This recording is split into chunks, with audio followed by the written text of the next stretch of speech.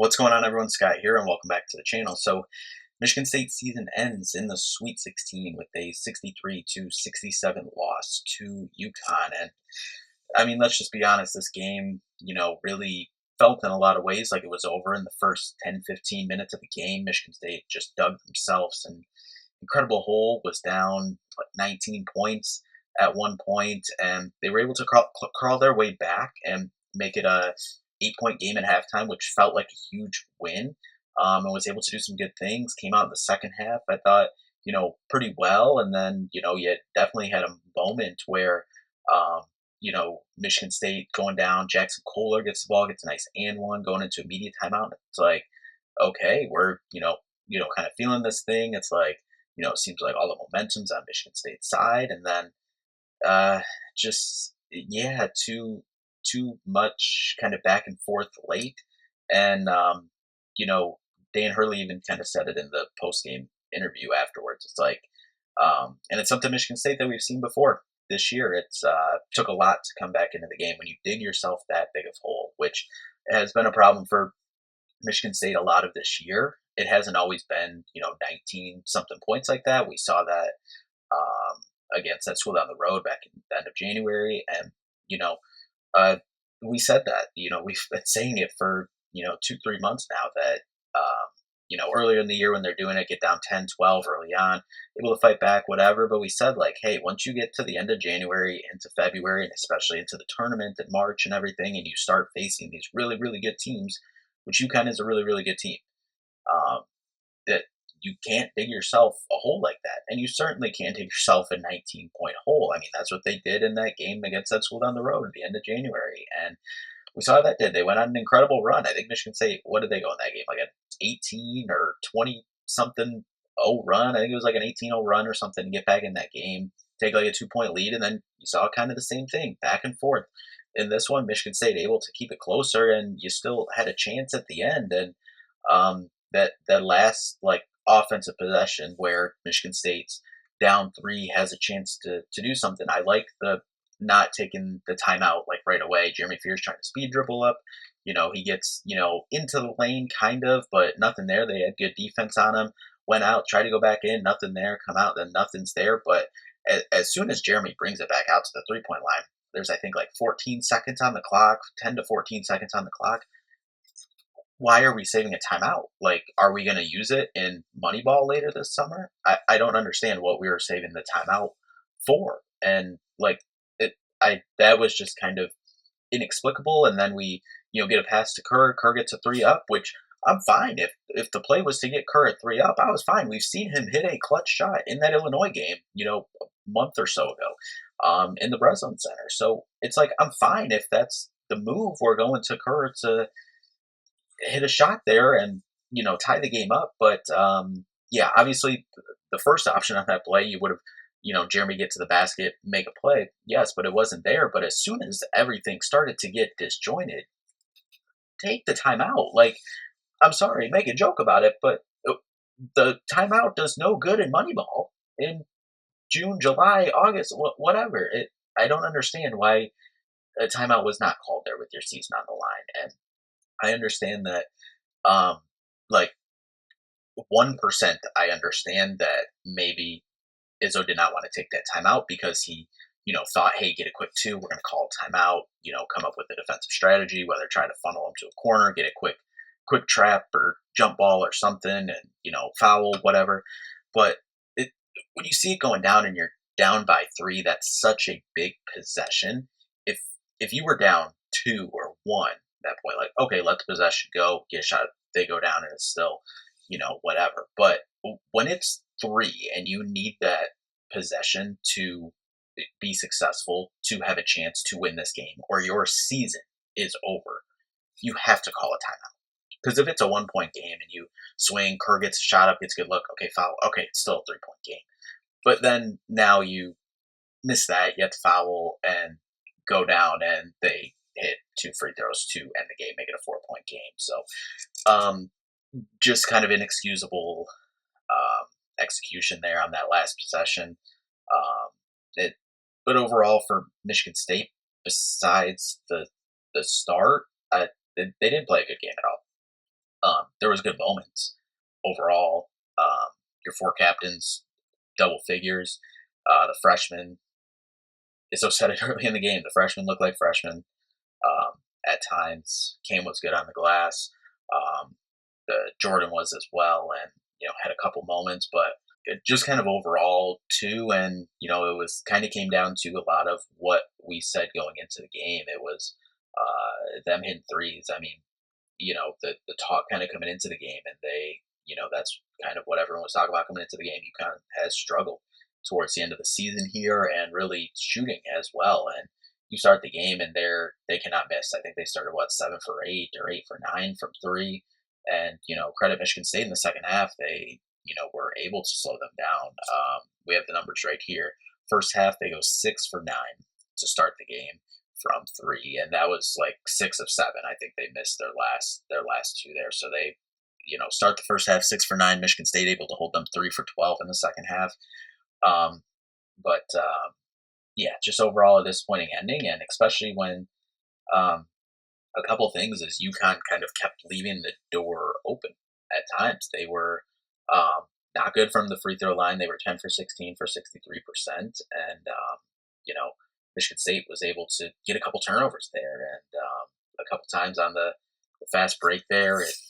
Just credit to UConn, they were able to get back and not make it easy for Michigan State there, and then Jeremy turned one over late as well. I think it was kind of a weird kind of in between fast break. Credit to UConn for making it like that, but trying to shovel it over, I think, to Cohen. Just turned it over, and then had a foul coming back on them when UConn's coming back down on Jeremy there. So just a lot about this game felt disjointed, and definitely a tough way for Michigan State's season to end for a couple reasons. Because this game was gettable, even though you dug yourself a 19-point hole in the first half. This game was still very gettable at the end, and all the momentum was on your side, like in the second half as well at times. And you're making plays. Carson Cooper was making a lot of plays to end the game as well. So that's the unfortunate part. But the unfortunate part too is I think this weekend was gettable. Like we saw Duke tonight. St. John's is a really, really good team, but I said I think Duke was gettable too. I said I thought that they were maybe the most gettable one seed.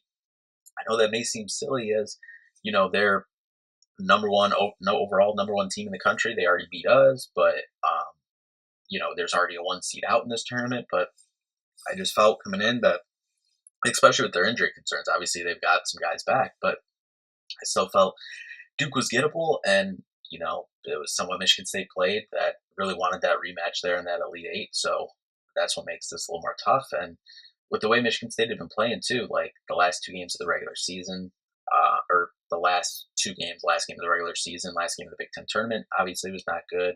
And then you come into the tournament and thought had a solid weekend last weekend, but yeah, tough way to go out. But anyway, we're going to dive a little bit more deeper into this game here. But first, if you could just hit that like and subscribe button down there.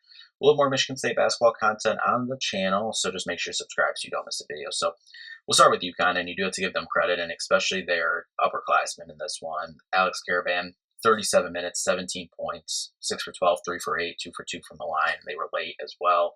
7 rebounds, 3 assists, 2 turnovers, 2 blocks as well. And then Terrace Reed as well. Those were the two guys that were the huge difference. 20 points on 8 for 16, 4 for 6 from the line as well. And Terrace was someone that we talked about in the pregame video about this one in the preview, that he was not a good free throw shooter, and he goes 4 for 6 in this one, and that was a big difference. 5 rebounds, 4 assists for him as well, a steal and 2 blocks.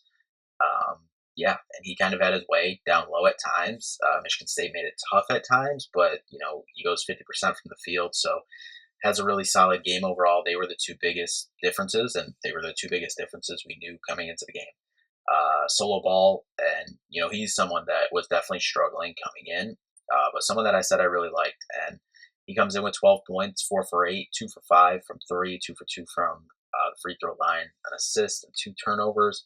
Silas Demery, who had been banged up, obviously coming in, but he goes 23 minutes, 2 points, 3 rebounds, 3 assists, 2 turnovers, and a steal.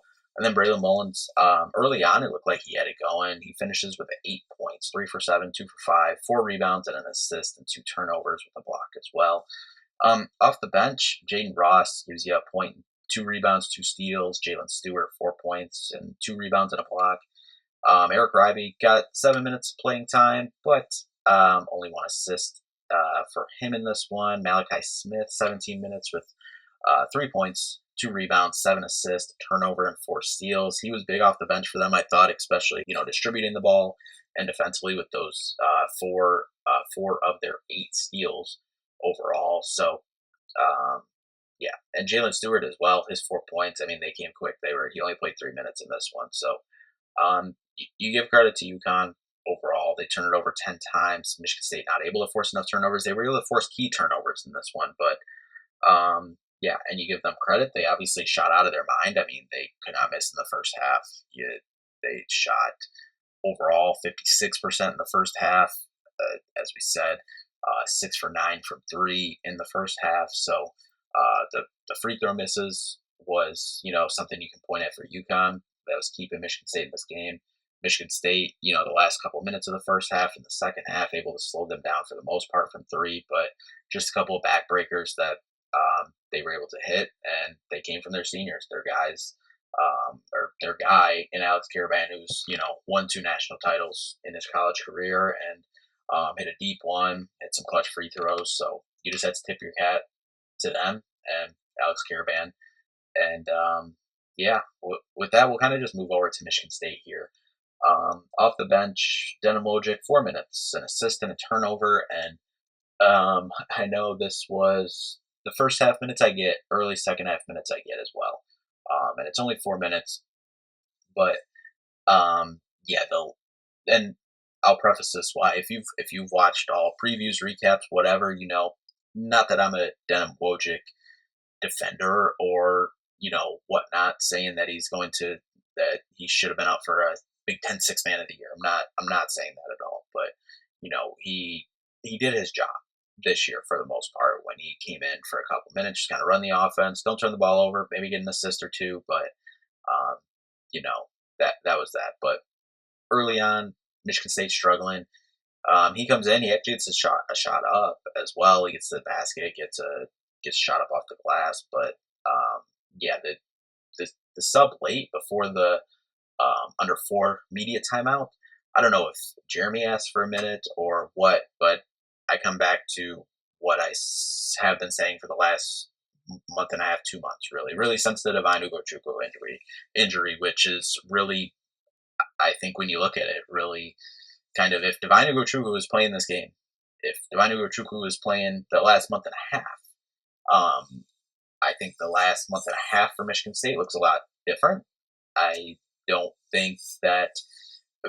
don't think Michigan State's a 3 seed. I think they are probably a 2 seed. I think they don't lose a couple of those games. And just since we're talking about this one, I don't think they lose this game if Divine Ugochukwu is playing. Both, what he can, with what he can do for you, and obviously what we were missing. But I still just go back to what I'm saying. Would love to, you've kind of trusted Trey Ford a little more over the last couple games, especially throughout the tournament and Big Ten tournament and, the first 2 games. I still would have loved to see him bringing the ball up. We didn't really see that at all. We saw a couple games where, Jordan Scott brought it up a couple times. Just something different. And yeah, it didn't happen. That's unfortunate. But yeah, that's that. We'll move on. And speaking of Trey Ford, he only gets 6 minutes in this one, 4 points, 1 for 3 from the field. They were all from 3, 1 for 2 from the line overall. Had a defensive assignment, that was in the first half. Izzo takes timeout, lets him hear it, but you need him in there for offense. And, he only gets three shots up and only gets 6 minutes of play. But really speaking of the 2 position as a whole, which is probably, I think they kind of go hand in hand, the Divine injury and the, kind of inconsistent play of the two guard position is, why Michigan State's season is ending right here. But Kurtang in this one, 20 minutes, 0 for 3 from the field, 0 points, 0 for 3 from the field, 0 for 1 from 3, 2 rebounds and a steal. Cam Ward off the bench, 19 minutes, 2 points, 1 for 4 from the field, had 6 rebounds in this one. Um, I thought he was okay, but I know Tom Izzo did say at times, the freshmen were having some freshman moments. And as we moved to the starting lineup, Jordan Scott, I thought he had a couple as well, but I also thought he had some pretty good moments. Cam Ward thought he was good on the boards. Jordan Scott can say the same, but Jordan Scott in this one, 5 points, 2 for 5, 1 for 2 from three, 5 rebounds, and an assist as well. And of those 5 rebounds, 4 of them were offensive rebounds as well. Great extra opportunities, and still being good with that, being solid defensively. Just you need a couple shots to go down. Would like to see him get a couple more up. Just weren't getting clean looks, and give UConn credit for that. And I think some of that too. Kurtang wasn't getting any clean looks off either, and really Trey Ford. So combined from those three two-guard positions, you get a total of 6 3-point attempts up, and they go 2 for 6. And the two-guard position said it coming into this game, it was going to be a big, big, big deciding factor of how this game turned out. You needed, you know, 4 to 7 threes, somewhere in that range, and you just didn't get it, unfortunately. But we keep moving on, and Konkar in this one, 34 minutes, 13 points, 5 for 9, 0 for 3 from 3, 3 for 5 from the line, 3 rebounds and an assist as well as an incredible block as well. And the incredible block led to the other end, him dribbling into a pull-up from, just about the free throw line. And at times, Cohen was able to, and I think that's what he moved to when the shots weren't falling. When he got a couple of threes up, he was, able. And that's kind of the switch he made the second half of the season, I think, really, is him just kind of putting his head down, going in and, moving around, finishing around the basket. And, those minutes were solid when he was able to do that. But would have loved to see one of those threes go down. That could have been a game momentum changer in certain times. I thought he was solid defensively, which, it is what we need from him. Would have liked a few more rebounds as well, even though Michigan State, I thought, did really solid on the boards. They won that, by about 9, or they won it by 9. So, but overall, I thought it was a solid game from Cohen. Just would have liked to see one of those threes go down and, maybe a couple more rebounds, but was solid defensively. So that was solid. But we'll move to Jackson Kohler here. 30 minutes, 12 points, 4 for 10 from the field, 1 for 4 from 3, 3 for 3 from the line with 8 rebounds. Did have 2 turnovers and 2 steals. Yeah, just kind of the second half of the season for Jackson Kohler, really since that West Coast trip, just hadn't got that pick and pop going that was so successful the first 2 months of the season, 2.5 months of the season, even really. And had some looks in this one, and some of them were. I think there was a lot of looks out there for Jackson that he didn't even get a shot to to to see if the shot was there or get a shot up. At times, UConn was doing a really good job on the ball screens where Jax was, popping or flaring on it, and UConn getting their hands in passing lanes and either getting a steal or, tipping the ball to make Jeremy or whoever was passing it to Jackson have to go get it and reset, and now that's not there because now the defense can rotate. So, but Jax, senior had some senior moments in this one. He, had that and one that I talked about that I think was probably probably one of the biggest moments for Michigan State in this one. You get the and one in there.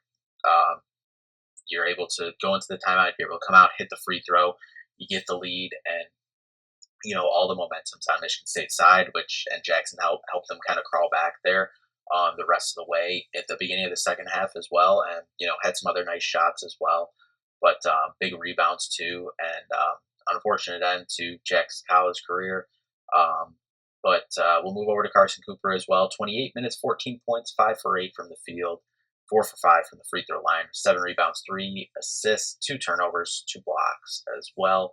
And it was really a lot of Carson late. He was, kind of getting the ball, kind of the short post, kind of right inside kind of the elbow and just exploding to the rim.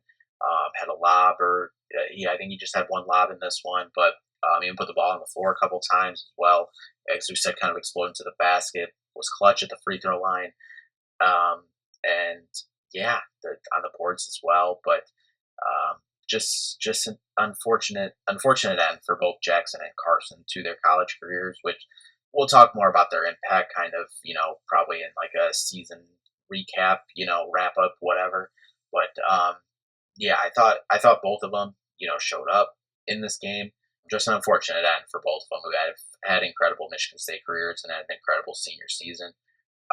But we'll move to Jeremy Fears in this one. 36 minutes in this one, 13 points, 5 for 15, 1 for 3 from 3, 2 for 3 from the free throw line, 3 rebounds, 7 assists, 4 turnovers, and 3 steals. Look, at times, obviously, you don't know, but this is kind of part of the conversation where it feels like Divine Ugochukwu definitely would have provided some difference-making moments in this game with Jeremy Fears. I mean, he goes 36 minutes, goes almost all the way. I mean, this is the NCAA tournament, Sweet 16. You got to leave it all out there, but kind of at times too, you kind of saw it where, playing all these minutes, he's been, especially like tournament time, he's been, up there 30, 36, 37. Like, I think the lowest he's had in the tournament so far was like 30 or 32. So, which it's this time of year, you got to be able to go the distance to help the team win. But, when Jeremy is creating as much as he had to for this team, not just assisting, but also having to be, a go-to scorer at times when, shots maybe aren't going down for other guys and whatnot. And, also needs to be a good defender too. So, I don't know if some of them, I mean, he hit that really clutch 3 late, but yeah, just the 4 turnovers, and some of them, I know that's going to be a talking point, the turnovers, but some of them were kind of, was just kind of in some weird spots, and some of that is kind of out of his control. Like, I felt a few of his turnovers on the breaks were just kind of, weird. It was trying to make a decision and a play, and yes, he's the point guard. He's point guard at Michigan State. You're held to a high standard. You got to be able to make those plays, but just kind of weird sequences there, and unfortunate that they turned out the way they did there. But listen, I mean, this team is nowhere near. I mean, obviously this season, but even just this tournament and even this game without Jeremy Fears and what he did, and you'd like to see a couple more shots go down. And if you look at this and go 7 for 15 instead of 5 for 15, a lot different. If you cut off a turnover or two there, things are different. If you get the ball a little bit earlier on that break to Cohen, maybe plays not made, or whatever, maybe it does directly lead to something, but it's not a turnover and you get a full offensive possession out of it. But yeah, it's just unfortunate end overall for everyone. Obviously, you feel for the seniors and Cohen, Jackson, as well as Trey Fort, Denim Modric as well. But we'll just look at some overall stats for this game, and 40% for Michigan State from the field, 46% from UConn. Look at 3-pointers, 4 for 16 for Michigan State was definitely a problem. We talked about that coming in. You probably need 7 to 9 at least, and I thought you needed a solid, handful of them from that 2-guard position, and you didn't get them, unfortunately. But 4 for 16 from 3 for 25% compared to 9 for 21, 43%. Free throws, 13 for 18, 72%, 10 for 16, 63%. Michigan State wins the rebounding battle, 39 to 30. 13 to 6 on the offensive glass, 26 to 24 on the defensive. Assist wise, 13 for Michigan State, 20 for UConn. 6 steals compared to 8. 3 blocks compared to 6. Turnovers both at 10. Michigan State saw we said they were going to need to keep it low at about 10, and they did keep it at 10. Points off turnovers, 8 for Michigan State, 11 for UConn. Only 5 fast break points for Michigan State. You have to give UConn credit for, getting back and defending the break in this one. I thought that was a big, deciding factor in this one. UConn gets 8 fast break points, 34 points in the paint compared to 30 for UConn. Michigan State only had a 2-point lead at one point in this game. They started the game out, went right down to Jackson Kohler in this one, and UConn had a 19-point lead. As we said, that was kind of the nail in the coffin the first half for Michigan State. So it seemed like then they were able to fight back and go back and forth in the second half. But um, unfortunate end for Michigan State's season. And Michigan State finishes the year 27-8. Obviously, when you look, we'll just do kind of a brief overview of everything, and we'll have a more thought out version of the game, looking at kind of the season as a whole, and looking forward to next season. But obviously, Jeremy Fears having the year he had, being an All-American, candidate for Big Ten Player of the Year, the steps he took, Cone Carr, the steps that he took this year, both sides of the ball defensively, but then also as well. He's not just a highlight package dunker. He has, putting the ball on the floor to a pull up, mid-range jump shot, and he has putting the ball on the floor and going down to the block and getting shots to go. Improving his free throw shooting has been key. If he can improve that 3-point shooting a little more too, going into next year, I think that could be big. The seniors, Jackson Kohler, Carson Cooper. Obviously, Jack started the year really hot, kind of hit that slump kind of the second half of the year. Unfortunately, wasn't able to get it all the way back, but definitely had some huge, huge moments this year. And the second half of the year, the tournament, Carson Cooper just had an incredible year as well. Really reliable too, especially scoring the ball. I mean, in this game too, he kind of just took it over. At times, stuff wasn't working. He's like, all right, I'm putting the ball on the floor, just going, dunking the ball. Kurt Hang at the 2 position. At times we saw, spurts of really good play from him. Indiana game, the big shot against Illinois from Kerr as well. So there, the freshman Jordan Scott obviously showed a lot this year as well. But then at times too, kind of to end the year, you saw those freshman moments as expect. Same thing from Cam Moore. Started the year really hot. That Arkansas game was incredible. Got injured, kind of struggling, to get back at times, and then turned it on late as well. Was able to have some nice moments over the last handful of weeks. Trey Fort off the bench, obviously, started the season, with a lot of high hopes, and as is always said it at multiple times, thought maybe coming in, being that start 2 guard and going through some things, but he showed up in tournament time, and a lot of credit to him. Denim Wojcik, did his job when he came in, and he got a lot of stuff this year, but for the most part, I thought he did his job when he came in. A couple turnovers or plays here or there, but most part did his job. Senior Jesse McCullough as well. Obviously just playing behind the seniors and Coop and Jackson and Cam Ward, who maybe more physically ready at this time, but maybe just like muscle wise, whatever at this time. But Jesse, I think, can turn into a solid pick and pop kind of like Jackson as well if he can get out there and be solid defensively. So, but again, something we'll talk about looking into next year. But overall, incredible year for Michigan State. I think overall, definitely, I think they were picked 6th or 7th, preseason in the Big Ten. They were started the year in the 20s for the AP poll. I don't know what they'll finish overall in AP poll or anything, or on Torvik, whatever. But I think overall, without a doubt, you can say this is a top 10, 12 team, 14 team, top 10 to 14 team, you can say, on the year. Your defense, they were top 5 defense, top 5, 7 defense pretty much all year. Over the last, couple weeks of the season, that kind of, fell down a little bit, but at times half-court offense struggled, but then you're able to find some things that worked and got through. Obviously, Jeremy Fears, coming all the way together. We knew him passing, but what he was able to do scoring the ball too, especially in some of those huge, huge Big Ten games as well, or big games in general, but really that Big Ten stretch too, kind of the middle of the season where, he kind of really, really ascended, really starting in January, and really positive stuff going forward. But yeah, for Michigan State, a really good year, but you just look back at this year and it's like there's just a few things that were, maybe, missed opportunities. And, just looking back, you think back to that Duke game, opportunities there, just kind of some missed opportunities. Nebraska on the road, you hold that team to 58 points, but you only score 56. Missed opportunities there. That school down the road.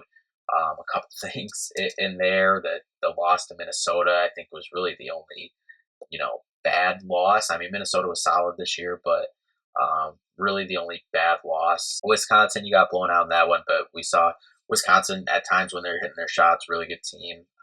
The Big Ten tournament loss was, yeah, I didn't like that either. But overall, the margin was so thin for this team, and they were so close in a lot of these games um, that yeah, that's just how it goes. And in this game, you can say the same thing. They were so close, even digging yourself that 19-point hole. You were still so close to being able to advance to the Elite Eight, but unfortunately, it does not happen. So Michigan State's season ends in the Sweet 16. As I kind of mentioned before, we'll be back to kind of, fully. We'll give this a couple days to kind of sit, but just kind of a full recap of this whole season and whatnot, and what we can kind of expect this summer. Talk about the freshman class and whatnot coming in, and kind of look forward to what we can expect next year. But overall, that'll do it for this one and for this season for Michigan State basketball. If you watched any previews, recaps for the games this season, appreciate you. And we'll be back, as we said, to recap this season, but we'll be back next season as well. We'll be back for Michigan State football and everything too. We'll have a bunch of other stuff on the channel too. Make sure to subscribe so you don't miss a video. But that'll do it for this one. That'll do it for this season for Michigan State. But thank you all so much for watching. We'll see you in the next one. Peace out.